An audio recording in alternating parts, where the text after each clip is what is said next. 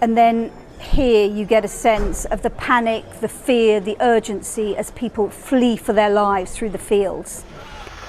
Oh my gosh, look at the harbor. The resort town of Lahaina is now shrouded in a blanket of thick smoke.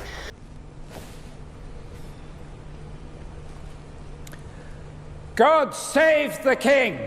God save the king! This morning, the splashy sound of a major change coming to Twitter, and X on the verge of replacing the iconic Bluebird logo.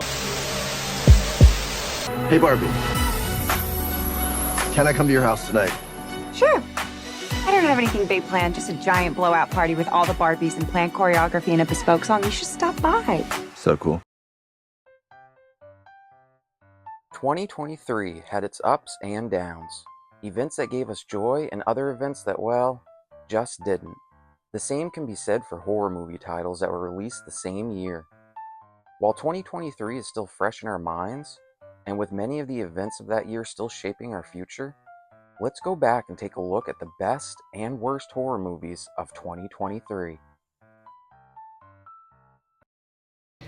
You don't look so good, Mom. Nothing a big ol' hug and kiss from you won't fix. Open up now.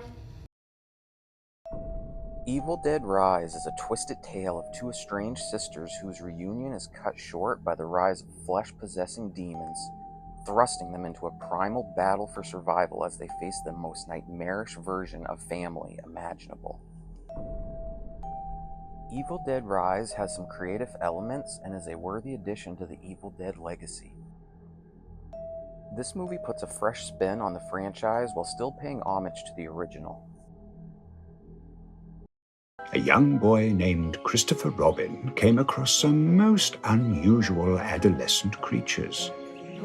Crossbreeds, who some would describe as abominations. Winnie the Pooh, Blood and Honey. This movie follows Pooh and Piglet as they embark on a bloody rampage, searching for a new source of food after Christopher Robin abandons them to leave for college. This movie seemed to be universally panned, a lot of 1- and 2-star reviews. Just to give you a couple here, let's see what we got. Does not utilize its premise at all. Another person says, a big ol' pile of unfinished poo. Winnie the Pooh, cringe and strangely bad. And another, with a 1-star review, says, this is the contender for the worst movie of the decade.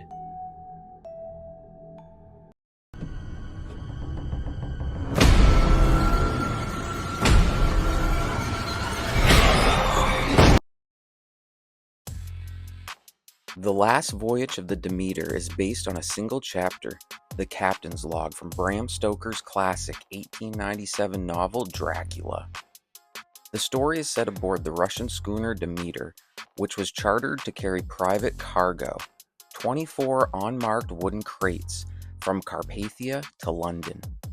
The film will detail the strange events that befell the doomed crew as they attempt to survive the ocean voyage, stalked each night by a terrifying presence on board the ship. This movie was well made and not afraid to break some boundaries. This is a pretty cool and fresh take on the vampire genre.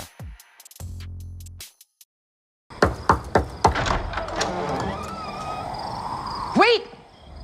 I should warn you, before you step inside the house, this could change the course of your entire life. I'm not afraid of a couple ghosts. The Haunted Mansion revolves around a single mom named Gabby, who hires a tour guide, a psychic, a priest, and a historian to help exorcise her newly bought mansion after discovering it is inhabited by ghosts. The Haunted Mansion is a bad supernatural horror comedy film that is based on the Disney ride, which copies some cool theme park references. Compared to the original film, this one falls flat with its story and direction. The script is filled with cheesy dialogue, and the humor is pretty bland for the adults, and the kids are going to have a hard time paying attention and will probably end up being bored of this movie.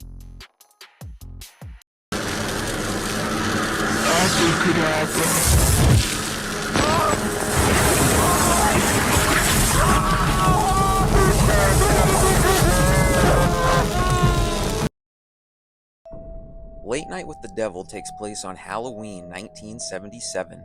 Johnny Carson rival Jack Delroy hosts a syndicated talk show, Night Owls, that has long been a trusted companion to insomniacs around the country. A year after the tragic death of Jack's wife, ratings have plummeted. Desperate to turn his fortunes around, Jack plans a Halloween special like no other. Unaware he is about to unleash evil into the living rooms of America. The opening narration does a great job at setting the tone for the rest of this film. It gives off creepy mystery documentary vibes and it draws you into the story right away. Some horror fans think there's no new original movies. For them, I'd like to say check out Late Night with the Devil. It's a new and unique horror flick.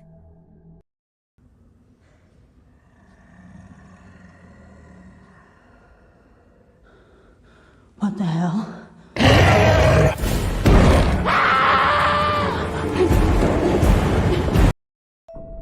The Nun 2. In 1956 France, a priest is horribly murdered, and evil is spreading. Once again, Sister Irene comes face to face with Valak, the demon nun. This movie isn't necessarily horrible, it's just we've seen it done before and it doesn't live up to the first movie in the Nun series.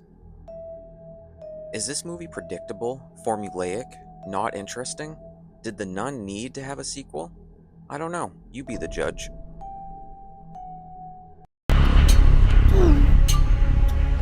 Put your hand on it. Now say, talk to me. Talk to Me is about a group of friends who discover how to conjure spirits using an embalmed hand. They become hooked on the new thrill until one of them goes too far and unleashes terrifying supernatural forces. The way the story is set up is superb, giving a fresh spin on a somewhat tired horror trope and bringing it into the 21st century with style. This movie feels fresh, thrilling, absorbing, and has a brilliant concept at its core. She has the perfect life, the perfect husband, the perfect career. I want to help you. I'm not so sure you can.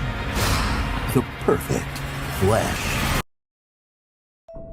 Suitable Flesh is about a psychiatrist who becomes obsessed with one of her young patients, who she later discovers is linked to an ancient curse. This one is based on works by H.P. Lovecraft. It stars Heather Graham and Barbara Crampton. There you go. Those are the highlights for this one. Once we get past that, it's basically softcore porn with subpar acting performances. I sat through it for the above-mentioned actresses, but had a hard time watching it the whole way through.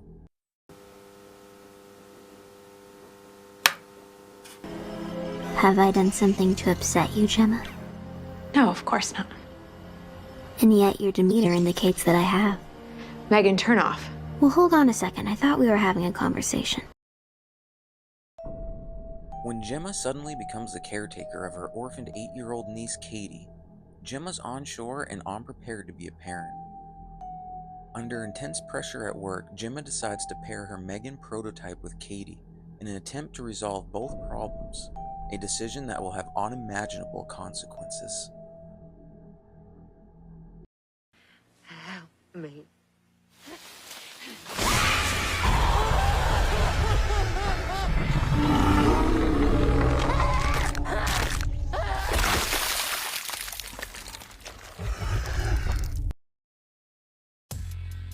Children of the Corn describes the events leading up to and including the massacre of the adults of a small town in Nebraska by their children, after the adults' irresponsibility ruins the crop and the children's future. Alright everyone, I found a 1-star review on this movie, so let's go ahead and check out this review. Absolutely god-awful. If anyone ever tells you that this isn't bad, they are either lying through their teeth or they have the worst taste in the world and you need to disregard them entirely. This has to be one of the worst films that I have ever seen. Its acting is bordering on being unwatchable. The story revamps and laughably bad, it just drags on endlessly, getting worse and worse by the second. It's so bad that it's not even comically bad. It's just not at all worth watching. Stay far away from this horrid piece of crap.